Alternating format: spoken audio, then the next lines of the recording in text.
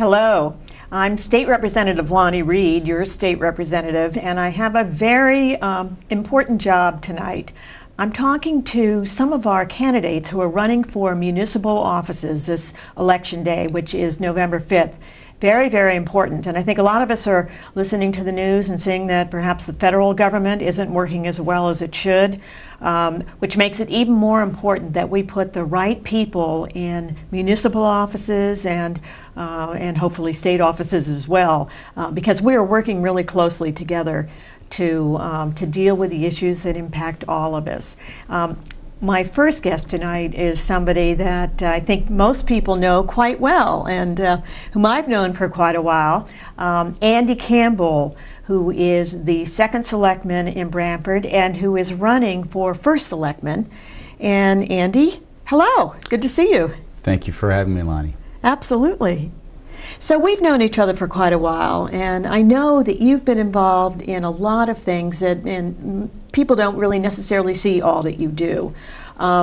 You've been in town for about 21 years. You always said you fell in love with a Branford girl, Erica, and you have 4 wonderful kids who've gone through the public school system, so you've been very, very involved as a parent. And I know you've been very involved with seniors. When I served on the RTM, I was told that you had really taken the lead when you were on the RTM in finding tax relief for seniors. Tell us a little bit about that. I've had the pleasure to chair the Elderly and Disabled Tax Relief Committee twice. Once 10 years ago and once, I think, in 2006 as well. And working through that for the purpose of keeping folks in their home, I worked with the assessor and town hall and the Board of Finance, and it was very productive. I've had folks come up to me and tell me, thank you for doing this because it kept my parents in their home. And that's been a very rewarding aspect to those jobs that I did, that phase.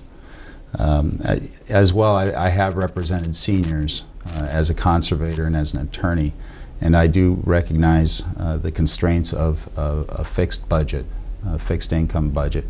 And so it's one of the things that I've enjoyed doing, and it's been very rewarding. We've helped hundreds of seniors participate in this program, and I am looking to expand that as well. I think the program could be more effective, especially in these tough economic times.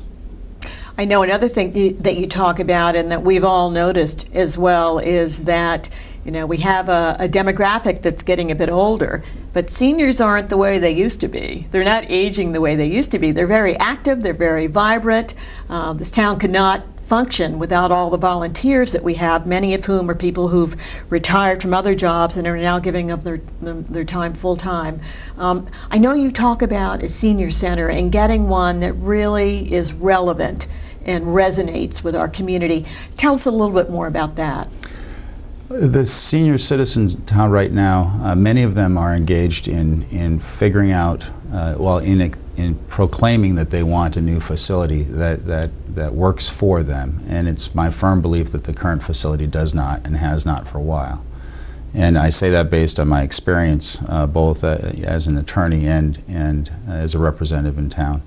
I think that if the senior citizens in town analyze their needs, quantify their needs, and express it to town leadership, that we can develop a facility, plan a facility very promptly that addresses their needs and really reflects the more active lifestyle of senior citizens these days.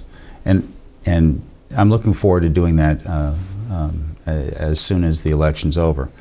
Also, part of that is that seniors are on the go more and more these days, and so I've heard from many seniors around town that transportation remains an issue, and we're going to continue to look at ways to improve how we move people around town. And I'm looking forward to these sort of challenges because it is in fact a very vibrant part of our community, very wealthy asset that we have here in town. There are more than 7,000 seniors in town. They're a very strong voice in our community. I know something else that you've been very engaged in is early childhood education and really taking a broad spectrum look at our education system. Branford's always been known to provide a good education system, but there's always room for improvement. What are the areas that you would like to concentrate on? Well, I think there's great room for improvement in our educational system by focusing more on early childhood education. Studies going back years and decades show that the investment in early childhood education pays dividends far beyond investment in other areas of education. And the town has started a move toward pre-K education.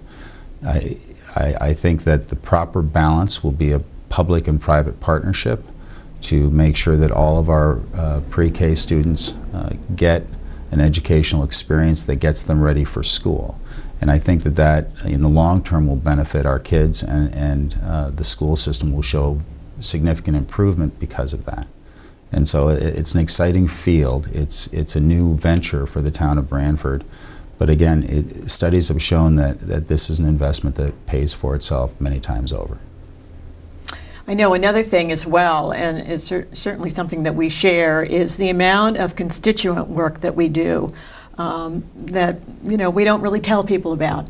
But we spend a lot of days just talking to people and kind of helping to champion them through whatever process it is that they're dealing with. And I know during the storms, you and I saw each other quite a bit, helping people interact with FEMA, get insurance companies to respond. Talk a little bit about that and the kinds of things you want to do going forward. Well, the second selectman job description is rather undefined, and so I've sought to make myself useful in many ways. During the storm, especially after Storm Sandy, I was helping in many regards. I helped shovel out folks around town because they were blocked in and trucks couldn't get there. I remember shoveling off the Slaney School steps. I remember acting as a taxi cab driver for they looked to be senior citizens walking in the middle of the roadway because they had to go to Karen's Corner or whatever. And the storm was still really awful at that point, as well with the snowstorm Nemo that we had. It has been my practice as a lawyer to assist people, however, whatever problems they bring in my doorway. But as a selectman, I've enjoyed helping people, for example, with storm recovery, processing paperwork for not just FEMA, but some things that FEMA won't cover, and working with community organizations to get folks who really need a helping hand back on their feet again. And it's a very rewarding aspect of my job. So I'm guessing that's the kind of thing you'll continue to do if you're elected first selectman. They know where you live. They know how to get you on the phone. Most folks know where I live, and the door is always open. For almost 20 years now, I've had an open door, and people just walk in off the street and tell me what their problems are, and we've resolved them. And whether they're families or seniors or business folks with issues, we take care of the problems, and certainly that will continue in Town Hall. What's the first thing you're going to do if you're elected first selectman, the first job on the first day? I'm going to call you and the state representatives because we need to get things going with Hartford on exit 53. I think the train bridge at exit 53 is going to be completed in the month of November, and I want to hit the ground running with economic development in that area. One of my first calls will be to Superintendent Hernandez, because we're going to put together the School Readiness Council to go after state funding for early childhood education slots, whether they be public or private. And I've worked with the superintendent with that before, and we think that there will be grant funds available next spring, and so we're going to go after them. And I'm going to put together the Elderly and Disabled Tax Relief Committee out of citizens who represent the community, and include either the finance director or the assistant finance director, so that we can get it into this budget season, because quite frankly, elderly tax relief pays for itself. Ultimately, as a policy matter, it pays for itself, and keeping people in their homes is the least that the town can do while managing its budget. We've worked together very well in the past, so I look forward to continuing that relationship. As we wrap up, what is the one thing you want people to know about you that perhaps they don't know? I'm very blessed to have found Branford. I consider myself lucky to be able to raise my family here. The town's been great to me and very warm and embracing since I've been here. My kids do very well in the public school system. I've had the pleasure of knowing many families and many kids, and I'll continue to find ways to try to give back to the community that has embraced me since I got here a couple decades ago. So I appreciate living here and doing this sort of work for the town. It's the least I can do. Thank you, Andy. Thank you, Lonnie. So that's Andy Campbell. I hope you got a little bit more of an in-depth and personal look than you may have had before. You know, he's a very hard-working person in this community, has been for the 21 years he's lived here, whether he's been elected to something or as a community member, and Election Day is November 5th. We'll be hearing more from you, I'm sure. Thank you. And we're back again with Dr. Bruce Storm, who I think many of you probably remember used to be superintendent of schools for I think about 13 years. And Dr. Storm is running for second selectman. And it's really nice to see you again. I know you've been in the community, and I know your wife really well, who's works in the financial industry, and is really helpful. On more than one level, it's very helpful. But it's really nice to see that you're coming back into public view, and I'm wondering why you're doing this, because I know you've had a lot of, even though you left and retired as superintendent of schools, you've been very, very busy. In fact, I know you've been working in Newtown, helping, after the terrible tragedy, helping them get their school system back on track. Well, taking the last point first, yes, it's been a pleasure really to help out a good friend of mine who's the acting superintendent in Newtown, working primarily with a few board members on policy that's been basically ignored for a long period of time. So that's been, in many ways, it's a difficult place to be, but it's also a wonderful place to be in many ways. I've come back to Branford after having served elsewhere, and realized how much I really missed the town. And in retrospect, it was a good, you know, in spite of certain issues, it was a good run, and I really appreciated the support I had here. And it appeared to me that there was something I could do to reflect how much the town meant to me and how much I appreciated what they've done for me and for my family. And so when Andy approached me, I thought out long and hard, because politics was not my first love, and decided that I could be of some help to him, and I could be have some help to the town. So I made a decision to become involved in the campaign. You know, when I think about your skill set and your experience, I mean, you're something of a secret weapon, because you know, in the jargon that we sometimes use in politics, you know where the bodies are buried in terms of how budgets go together. And of course, the school budget is a little bit more than 50% of our overall town budget these days, because we've matured and professionalized the school system. But in an era where people are very concerned about getting the maximum bang for their buck, I can see that you knowing how things go together and what works and what doesn't could be valuable. Do you see yourself in that role as second selectman? I do, Lonnie. Budgeting, of course, is something that I have great familiarity with, both from my work in Branford and in my subsequent work. I don't know about many bodies, but I think the work that I have done as a superintendent in terms of understanding complex organizations, labor relations, having negotiated more contracts than I care to remember, and having an understanding of how the school system works and the sorts of things that superintendents have to wrestle with and think about. I see myself as being able to to build some bridges and to do some important work with the Board of Education. It'll be tentative at first, and I'll have to prove myself as still being an educator and a person interested in the well-being of kids. But I think over time we will grow a solid relationship that will be beneficial to both the town and the Board of Education. That's at least one of my goals.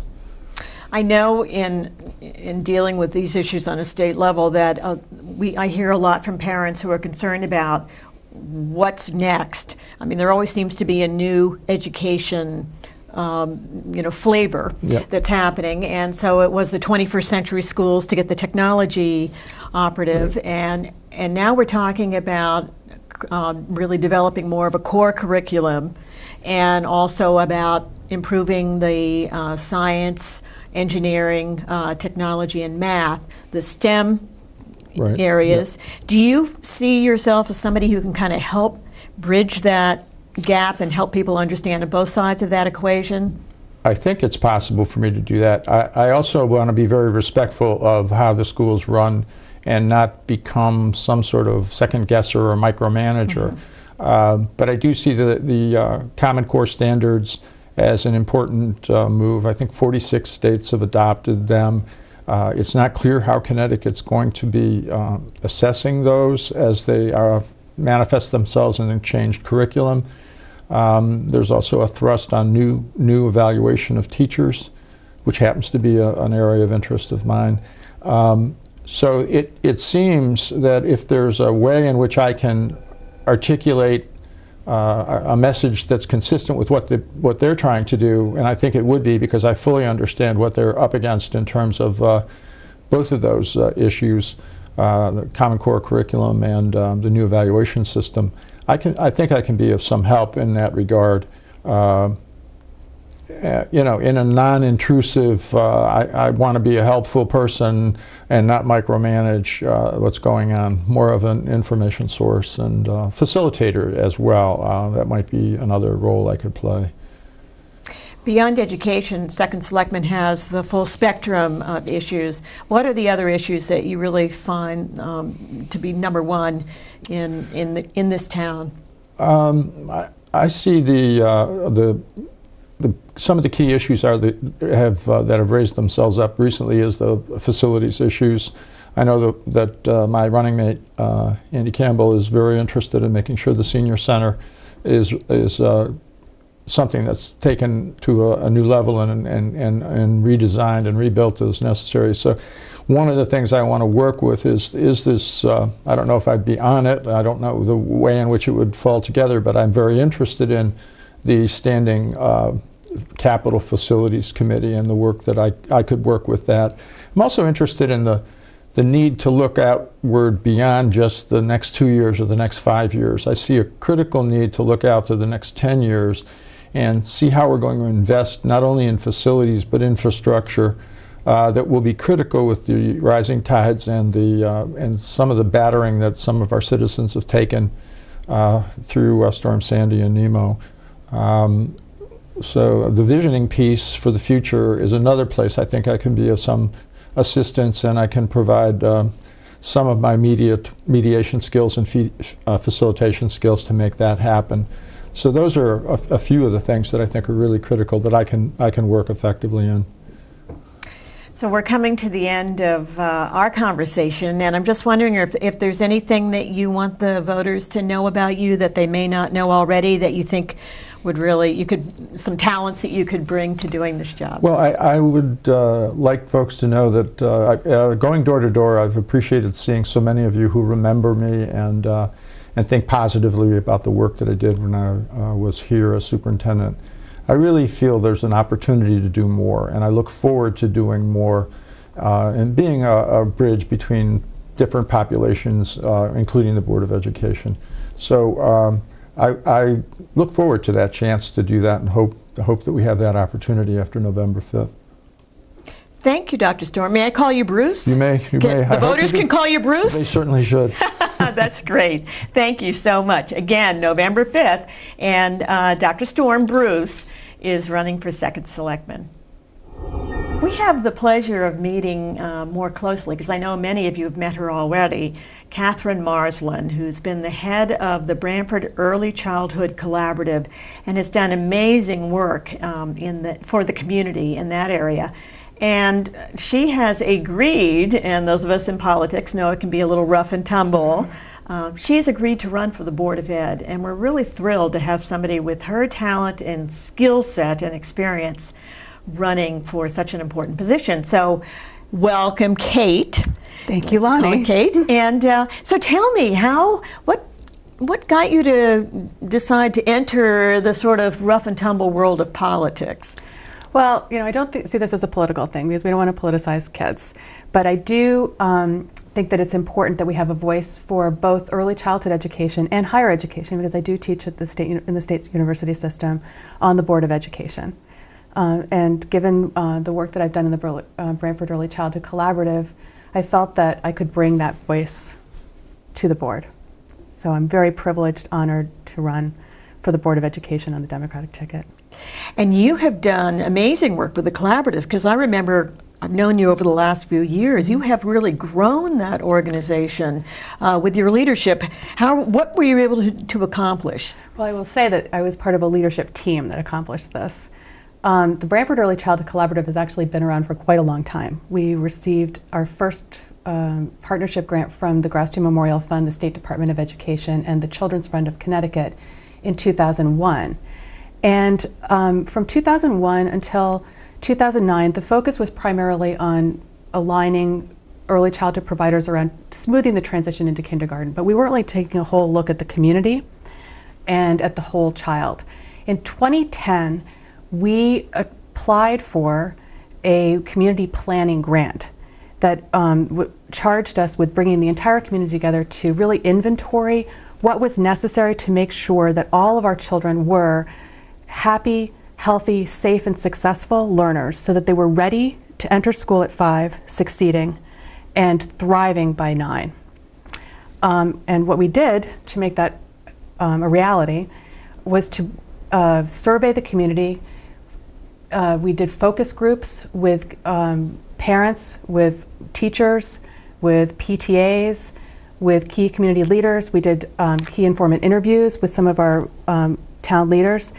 And we created a plan of action for this community to bring everybody who's involved in supporting children together to the same table. So we grew this table of people who were engaged in this work from about a half a dozen to about 350 people who've been engaged in some form or another around the work of making sure that all of our children are successful learners.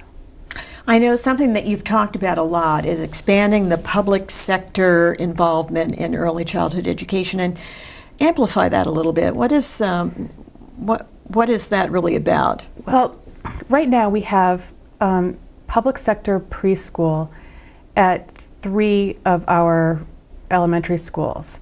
So we have Title I funded preschool, that's federal funding for preschool at Mary T. Murphy School and at Sliney School. And we have an expansion of publicly funded preschool at Tisco School through a transfer of money from the school-age child care program. Those programs are serving about 80 children. It's important that all of our children have good quality preschool experiences before they enter kindergarten, but it doesn't need to be accomplished solely through public sector preschool. So one of the things that we know from research and from very good practice is that the best way to achieve this is through a robust public-private partnership. And right now we have very good private sector preschools in this community that are providing excellent quality early care and education experiences for our children. In order for us to expand opportunities for our children, it's going to be important that we bring all of these partners together to create a system that works for this community. That will have an important public preschool component, but it doesn't mean that we'll necessarily scale public preschool so that all children are being served in the public school system. That conversation will be best had around a table that I think will be created soon as we apply for school readiness dollars through the state of Connecticut and establish a school readiness council that allows this community to make decisions that are the best fit for our particular landscape of early childhood services here in this town. You know, I know in dealing with these issues at the state level, public-private partnerships are really important, so I'm really glad to hear you talk about that. And also, for people who get concerned about money going into early childhood ed, the value on the other side of that equation in pure dollar sense, in terms of special ed dollars. Talk a little bit about that. We know from years of research going back to the 1960s and the 1970s that if you invest in good quality, and that's the critical piece, is good quality early care and education, you return $7 on average for every dollar that you invest. So that's a considerable return on the investment. But that means that it has to be very good quality care. And so it's going to be important for us to make sure that parents have the full range of choices that are in keeping with what their own philosophy is in this town, so that their children are placed in a place that the parents are comfortable, but that we know that the kids are getting exposure to the language and the early cognitive stimulation and the play-based early childhood opportunities that we know characterize good quality care.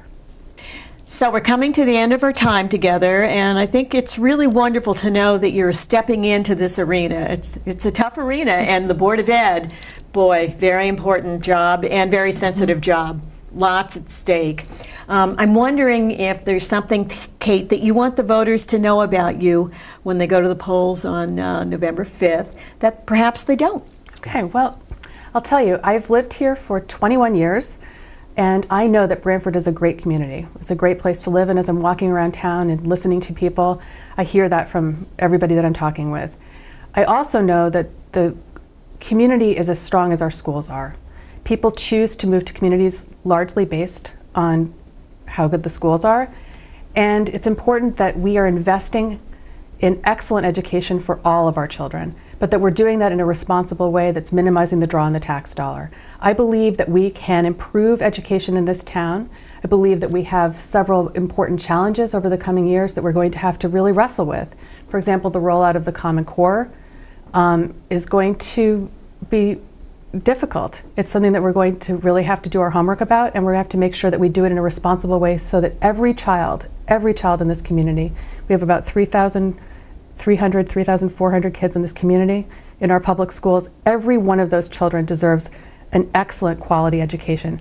And I am committed to listening to the community and to doing my homework and to doing my best for those kids to make sure that we're making that a reality for our children and for our community. Thank you. Thank you. Thank you, Kate.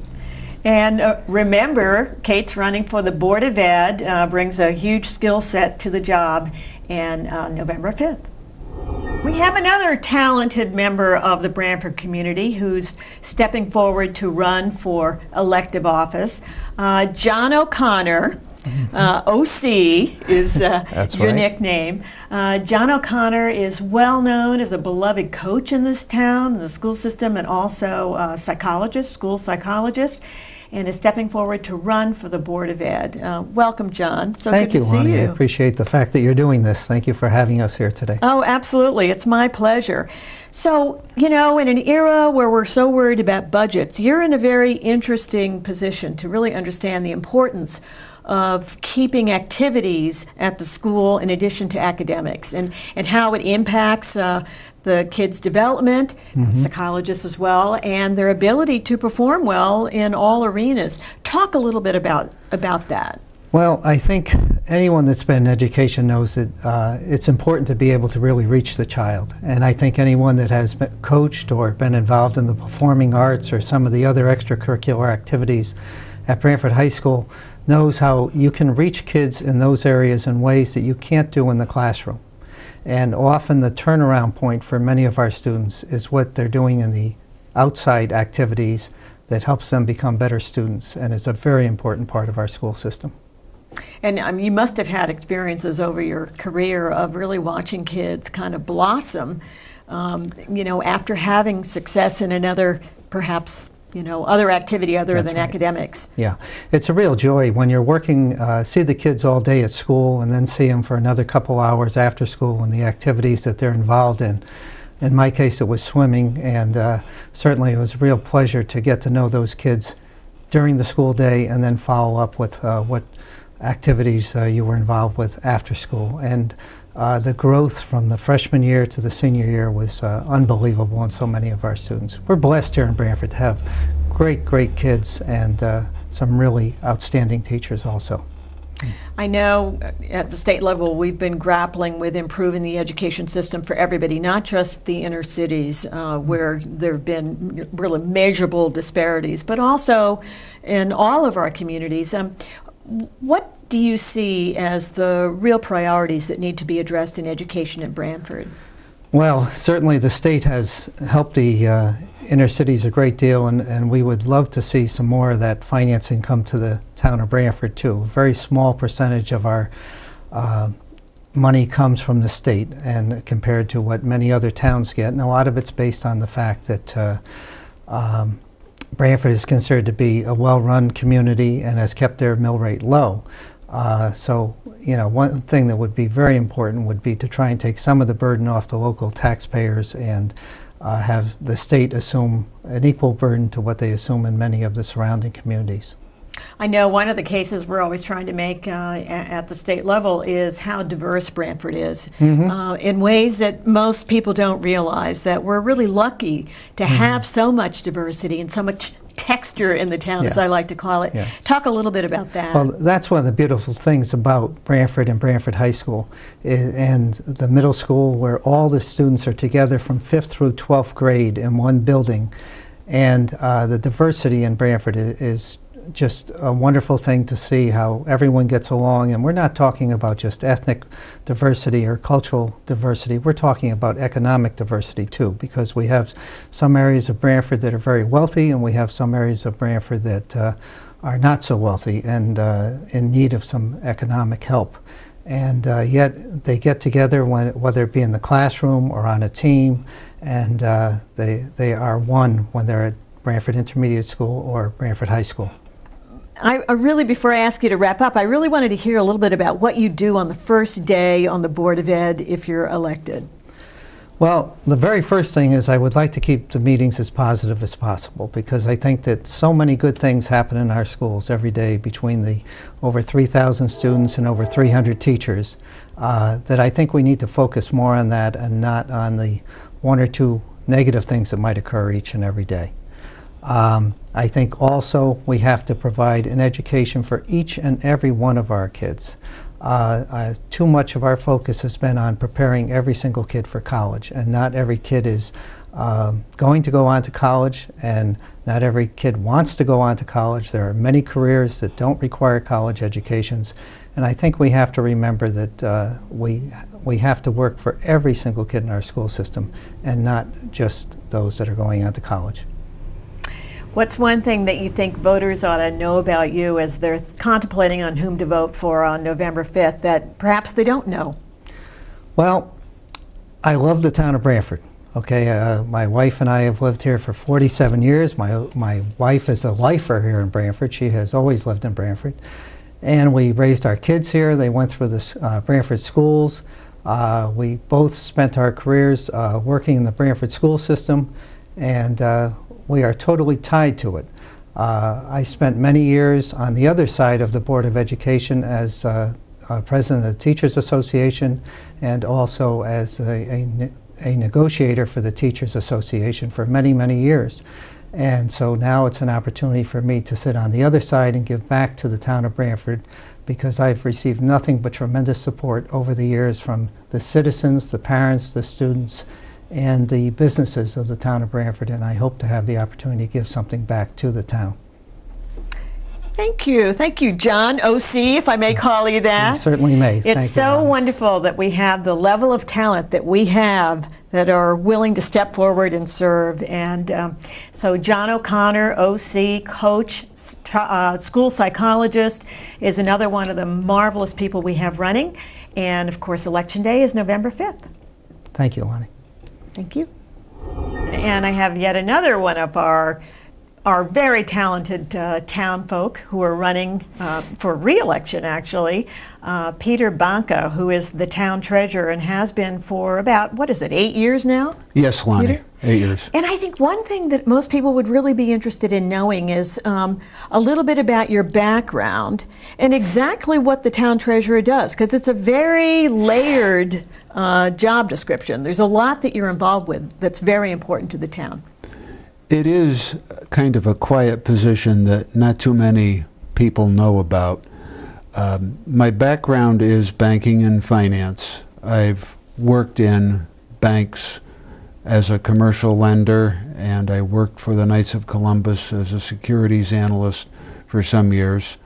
And in the town treasurer's position, it's what I kind of call the quiet position. We do the investments of town funds, the bonding, accounts payable oversight, and cash flow management. So that has to do with refinancing bonds as well when the market is better, bringing down the rates that we're paying on them and that kind of thing. You have to really be plugged in and ready to move quickly. What are some of your proudest accomplishments over the last 8 years? Cash flow management, improved cash flow management, and extremely proud, I am extremely proud of the fact that we have been able to refinance town debt when it has been advantageous to us at lower interest rates. Just recently, we did some that's a bond anticipation note at only 21 basis points. That means 21 hundredths of 1%. We were able to do this in large part because Jim Finch and the town has been able to get a AAA bond rating, much to our credit. That speaks so well of Branford. I think it's something else that a lot of people don't realize, at how important it is to have a reputation as a well-managed town in terms of giving the population more bang for their buck. What kinds of things do you think, what are some of the challenges going forward? Some of the challenges going forward, I think, are cost control. That sounds very simple, very simplistic, but it's not. We have to always look at what we're spending and decide whether we're getting the best bang for our buck. It involves sometimes being able to say no, Lonnie, and that isn't always what you want to do. I know you've worked closely with the DeRoss administration, and Yes. You've had a very, very good working relationship with the town leaders, both sides of the aisle, also with Jim Finch and the financial community in general, the sort of the larger financial community. Do you anticipate that we're going to be able to bring costs down? I know that is one of your goals, as you just said. Bringing costs down is always a challenge because so much of it is contractual. We will have to get innovative to bring costs down. Innovation, trying to get higher productivity out of everything we do. We have to remember that the town of Branford is a $90+ million a year business. We are a big employer in this area, and we have to do it. We must keep Branford affordable. As we're coming to the end of our time here, what's something you want the voters to know about you that perhaps they don't? Something to consider when they go to the polls on November 5th. Something about your personality or your passions or any of those things that will help you do the job to the degree that it really needs to be done. I lived in Branford all my life. I love this town, and I want to keep it the mecca that it is. It is a beautiful town. I've served the town of Branford in various elected or appointed positions continuously for a little bit over 40 years.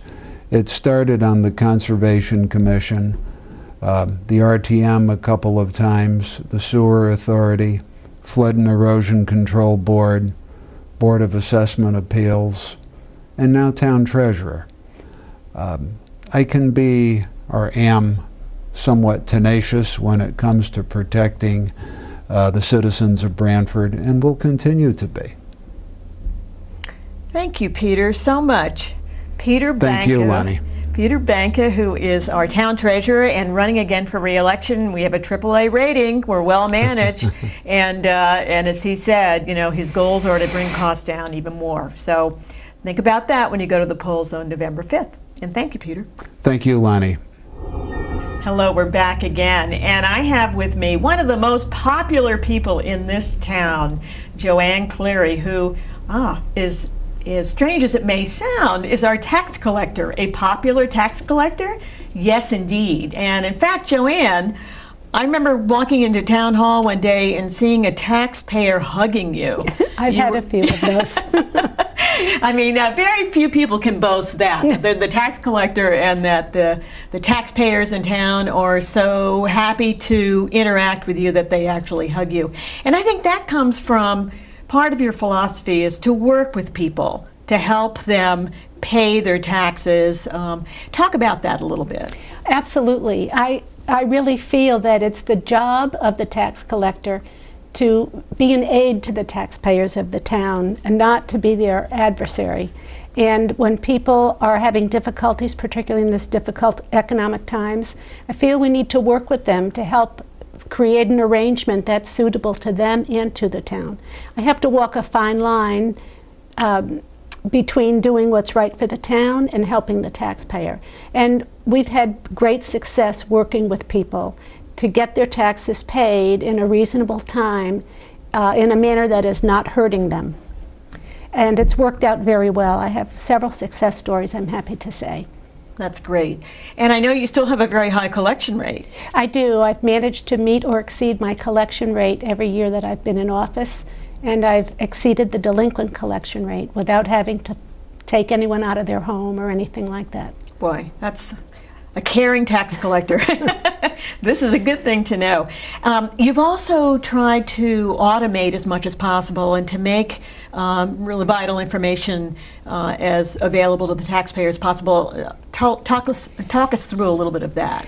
We did, with the cooperation of our IT department under our former IT director, Peter Ugrit. We were able to first we put tax bills online so that the taxpayer could view them. And then we made it an option for them to also pay online, which has been very convenient if they're traveling, if they cannot get out, or they have situations where they can't mail it or come in. It's been quite good. They can put it on their credit card online as well, and that's helped some of our taxpayers. Hopefully, and I think Branford has done better than most towns in terms of our ability to really stay viable during the economic downturn. Hopefully the economy is improving.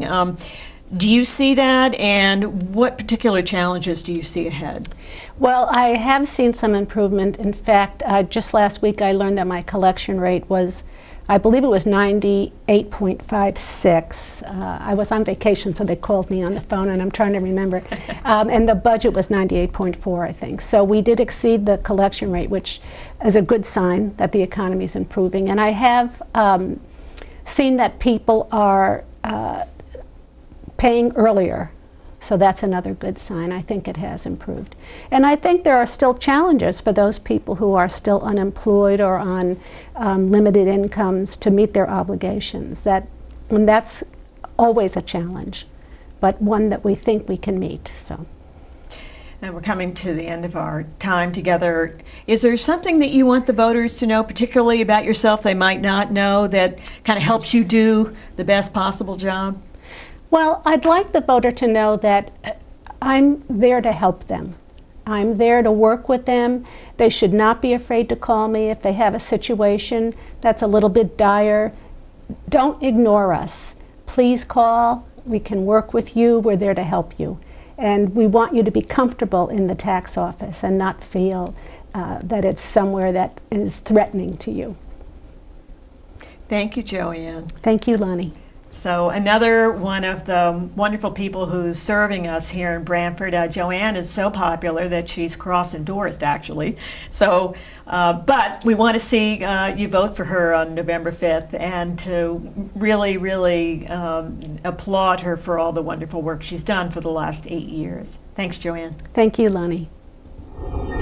We're back again, and this time we have somebody I've known for a long time, and you probably have too, Pam Knapp, who is a force of nature in town. She's been very involved in a lot of community activities, lives in Short Beach, and Pam has stepped up, and you are running for town clerk on the Democratic ticket. Yes, you know, I'm very happy about that. I'm thrilled that you're running, and I have to say, I've always known that you were very involved in the healthcare industry in a hands-on way. Tell me a little bit about what you did and how that's going to help you do this job, town clerk. I worked for nearly 32 years in a local healthcare facility, and the entirety of my job was dictated by both federal and state statutes.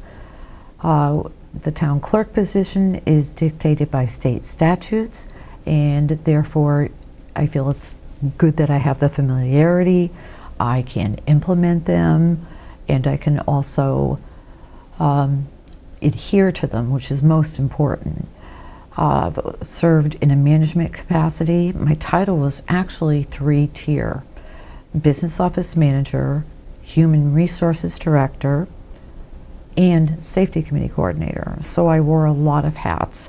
And basically, as a director of that facility, that's where I gained a wealth of experience, of familiarity with both the state statutes as well as even elections laws, because I was handling a statewide industry political action committee and filing disclosures and learned election laws. So I also have a familiarity with election laws. There are a lot of correlations between my 32 years of experience and the town clerk role. I think it's a natural transition. You know, when I think about the town clerk's office, it's really kind of the heart and soul of town hall. People come into town hall, and the first thing they do when they want to ask any question is to go down to the town clerk's office, which has always been a warm and fuzzy place to go. Tell me how you want to protect and even enhance the ambiance in the town clerk's office. I do. I mean, I think that it's functioning quite well. And does operate in a speedy and efficient manner. However, I'm a strong believer in ongoing quality assurance. Some of the things that I hope to do when elected as town clerk is to assure customer satisfaction. I want everyone to feel welcomed into the town clerk office. I want to make it cheerier. I would like to offer some promotional ideas that I have in mind that will certainly make the visitors happy. I just basically like to make it even homier than it already is and totally welcoming. Our time is going really fast, and I want to give you an opportunity to tell the voters a little something about you that they may not know that will encourage them to vote for you on November 5th, the kind of thing that you can do that's special to help them in this town. Okay, I have a background in journalism in addition to my standard work, which I already described, that lends itself well to writing materials. And one of the things I would most like to do is to produce an online town clerk newsletter, because that newsletter will be, in a sense, making your town clerk accessible to you 24 hours a day. There will be very many helpful things on the item of the town clerk newsletter, which I hope to put out quarterly, and it will feature upcoming events in town. It will encompass the entirety of the town of Branford. Town clerk matters, plus some fun matters. There's something coming up on the green, don't forget this date. Also, I'd like to implement a calendar that will show which months You need to be in town hall to get your licenses, be it hunting, dog licensing, etc. So I wanted to use my writing abilities to produce a form letter. A newsletter, so that I'm accessible to you much more. Stepping up from a community, somebody who really has worked with the community, into elective office, it's really important to have people of your quality. Thanks so much. Oh, thank you so much. Thank you so much for being with us. We're actually calling this Getting to Know You, and it's really that kind of a place to listen to what some of our candidates have said. We're so proud to have so many wonderful people running for offices this year, and to really know that we have people who have been contributing to this community for many, many years are now stepping up, some of them for the first time, to run for elective office. Something to really consider when you go to the polls on November 5th. Be sure to do that. And I'm Lonnie Reed, your state representative, and thank you so much for allowing us to come into your homes.